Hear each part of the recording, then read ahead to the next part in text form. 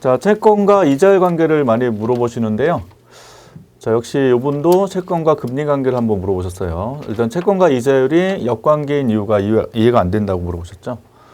일단 이제 뭐 설명드리겠지만 가장 기본은 채권 가격과 이자율이 역관계예요.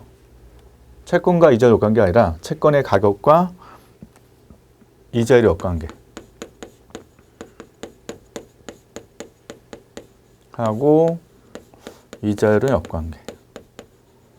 근데 이제 설명드리는 기본 내용은 이제 부동산도 똑같은 내용으로 설명하거든요. 경제 교과서에서. 그래서 부동산의 가격도 역관계. 똑같이 주식 가격도 이자율 역관계. 그래서 그 설명 방법은 똑같아요. 자, 일단 이제 기본 원리를 좀 설명드리는 거거든요. 채권의 가격은 어떻게 설정이 되냐 이건데 보통 이제 채권을 내가 갖고 있을 때 수익이 있거든요. 채권 내가 보유 시 얻는 수익. 그래서 보통 두 가지가 있다고 해요. 첫 번째는 채권을 내가 갖고 있으면 채권 산 사람이 채권자이기 때문에 이자를 받거든요. 그래서 이자라는 수익이 원래 얻게 되는 거고, 두 번째로는 채권의 가격이 이제 변하게 되면 싸게 샀다가 비싸게 팔 수 있잖아요. 그걸 이제 자본 수익이라고 해요.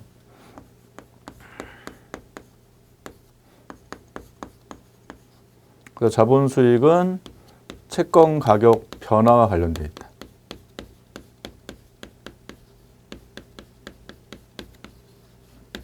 그래서 보통 채권이 좀 경제학 쪽에서는 좀 어려울 수 있는 게 채권을 별로 접해 볼 기회가 없기 때문에 그렇고, 그래 이제 보통 재무관리 이쪽을 배우게 되면 채권 가격이나 뭐 금리 결정하는 어떤 이론들이 쭉 등장하는데 경제학 깊게 설명 안 하다 보니까 약간 이제 이해를 못하는 경우가 많습니다. 자, 일단 어떻게 설명하냐? 일단 요건 이제 빼고 일단 이런 수익이 있다 정도만 이제 머리에 기억하시면 되고, 보통 영구 채권으로 설명을 해요. 그러니까 영구 채권의 특징은 영원히 이자만 주는 채권이거든요. 그래서 내가 1년마다 이자를 받는다고 한번 가정해 보자는 거죠. 그러니까 내가 24년도에 채권을 사면 보통 이제 3개월마다 한 번씩 주지만 1년에 한 번씩만 지급한다고 가정했을 때 1원씩만 준다고 그냥 가정을 하자는 거죠. 그러니까 1원에 뭐가 있다? 이자가 발생한다는 거죠. 그러니까 이거는 확정 이자예요. 1년마다 이자 준다. 근데 이게 2025년도에 준단 말이에요. 1년 있다가. 그 다음에 2026년도도 1원이라는 이자를 또 받겠죠. 그러니까 영구 채권은 이게 무한대로 가는 거예요. 영원히 한다. 영원히 내가 채권 갖고 있는 한 계속 이자를 받을 수 있다. 근데 채권은 보유 시 수익이 이제 미래에 발생하기 때문에 요거의 현재 가치를 구하게 되면 요 1원을 1 플러스 R로 나누죠. 이렇게. 자, 현재 가치 구하는 기본 원리는 모를 수 있겠지만 이런 내용이죠. 그러니까 뭐 2024년도에 내가 원금 100만 원을 자, 은행에 예금한다면 1년 이후에 내가 돌려받는다. 그럼 원리금을 받잖아요. 그럼 이제 이자율이 10%라고 한다면 110만 원을 받는 거고, 2026년도 2년 후에 원리금 받는다면 이제 복리이기 때문에 1 플러스 R의 제곱을 얻거든요. 그래서 121만 원 받죠. 그러니까 요 110에 10% 붙기 때문에 11만 원 붙어서 121만 원. 2026년도에 원리금을 받는다. 그래서 110 구하는 거는 이제 100에다가 1 더하기 이자율 10% 해서 1.1을 곱하면 110 나오는 거고, 121만 원 같은 경우는 100 곱하기 1.1의 제곱 하면 1.1 곱해서 121만 원 나온단 말이에요. 이게 이제 1년 이후의 미래가치가 되고, 이게 2년의 미래가치가 되는데, 현재 가치 구하는 거는 이제 반대로 110만 원을 평가할 때 100만 원 가치가 있는 거고, 121만 원은 100만 원의 가치가 있단 말이에요. 현재 가치로. 그래서 110을 1.1로 나눈 거고, 121은 1.1 제곱이니까 1.1로 나누면 100만 원으로 계산되죠. 이게 현재 가치. 그러면 지금 여기 어떻게 돼요? 1원의 현재 가치 뭐다? 1년 이후니까 1 플러스 이자. 그러니까 이자를 지금 R로 표시한 거고 2년 이후 같은 경우에는 1 플러스 R의 제곱으로 계산되죠. 그래서 요게 무한대로 간단 말이에요. 채권 보유했을 때 수익 현재 가치. 근데 이거랑 뭐랑 비교하냐면 채권의 가격과 비교를 한다는 거예요.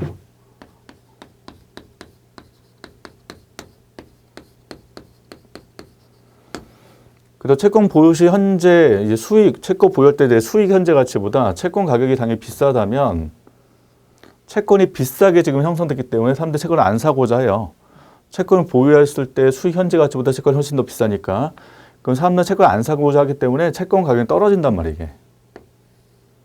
높을 때는. 그리고 만약 오른쪽이 더 크다면 채권 가격이 싸잖아요. 이 경우는. 그럼 채권을 더 사고자 하니까 또 채권 가격이 올라간다는 거죠. 이렇게. 따라서 채권 보유 시 수익 현재 가치랑 채권 가격은 같아질 수밖에 없다. 이렇게 설명해요. 이렇게. 그러면 요 식에 따르면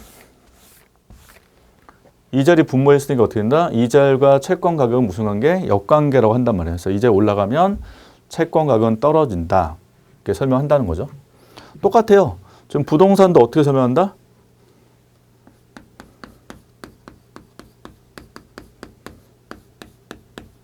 가격도 부동산을 보유할 때 수익의 현재 가치가 될 거 아니에요. 보유 시.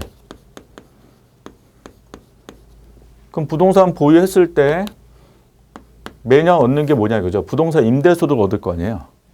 보통 영어로 렌트라고 한대요. 렌트. 그래서 이게 임대소득. 렌트. 그러면 역시 1 플러스 R이 들어가겠죠. 똑같이 1 플러스 R의 제곱 렌트. 이렇게. 따라서 부동산 가격도 이자율과 무슨 관계다? 역관계다. 이렇게 설명한단 말이에요. 주식도 똑같겠죠.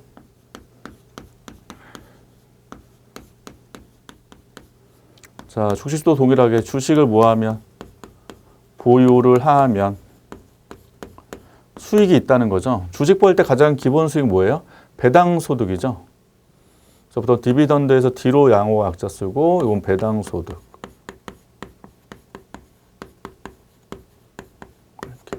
그럼 1 플러스 R 동일하게 디비던드 1 플러스 R의 제곱 쭉 가는 거죠. 이렇게. 그래서 채권이나 부동산이나 주식이나 무조건 이자율과 무슨 관계? 역관계. 가격은 역관계다라는 걸 먼저 기억하시는데 이거는 이제 저희가 배우는 일반적인 이론에 대한 내용이고 직관적으로 또 이해할 수 있단 말이에요. 자, 채권의 공급량이 증가를 했대요. 공급량이 증가했다는 가장 기본은 채권의 발행이 많아졌다는 거죠.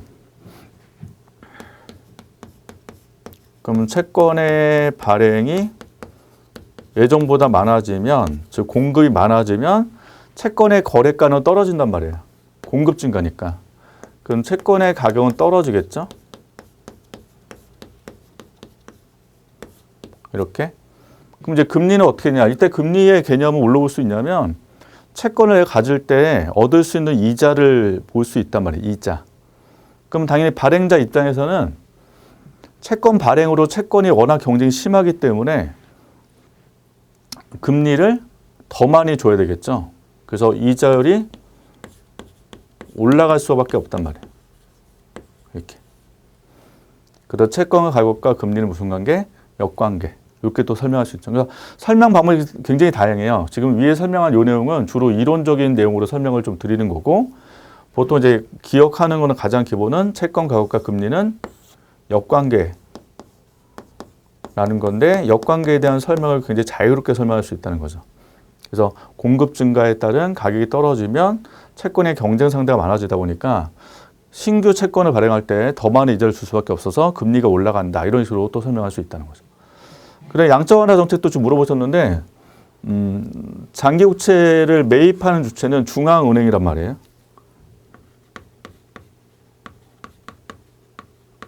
은행. 그건 장기죠. 자, 장기 국채를 매입을 했어요. 자, 그럼 가격의 변화가 발생할 수 있죠. 그러면 채권 가격으로 또 설명할 수 있죠. 매입하면 수요 증가이기 때문에 채권의 가격은 올라가고 그 다음에 금리 역관계니까 금리 뭐한다? 떨어진다. 장기 국채니까 장기 금리는 떨어진다. 이렇게 설명할 수 있는 거죠. 자, 또 직관 설명하시면 어떻게 해요? 장기 국채를 매입한다는 거는 그만큼 요 채권의 인기가 많다는 얘기예요. 이게 너도 산다는 거잖아요. 채권 매입한다는 거는. 그럼 채권의 발행자 입장에서, 즉 국채니까 국가겠죠. 국가가 발행할 때 채권의 금리를 많이 줄 필요가 없잖아요. 인기가 많으니까. 그럼 금리가 또 뭐한다? 떨어진다. 이렇게 또 설명할 수 있다는 거죠. 그래서 양적 하나 배울 때 뭐였어요? 금리가 내려가면 그 다음에 바로 투자로 간다고 그랬죠. 보통 이제 금리 같은 건 단기 금리 변하고 장기 금리 변하고 이제 투자로 변해야 되는데 양적 하나는 장기 금리를 바로 변화시킨다는 거죠. 단기로 안 가고. 그래서 단기 금리에는 영향을 주지 않고 장기 금리로 바로 간다. 그래서 장기 금리가 떨어지면 바로 투자가 증가하기 때문에 일반적인 이제 금리 정책과 비교할 때 양적 완화 정책이 훨씬 더 효과가 빠르게 나온다라고 설명을 드렸습니다. 그래서 채권 가격과 이전의 역관계라는 요 개념은 항상 기억을 해두시면 되겠습니다.